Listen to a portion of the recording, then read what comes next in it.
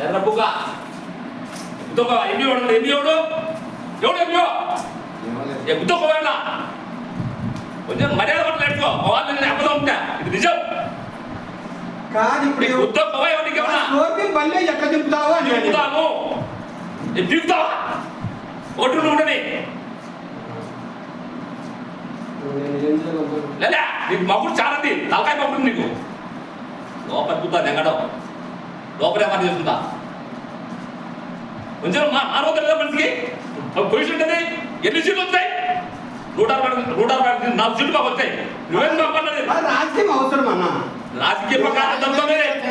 పోయి నువ్వు రాజకీయం ఎంత బాగుండు రాజ్యం లేదు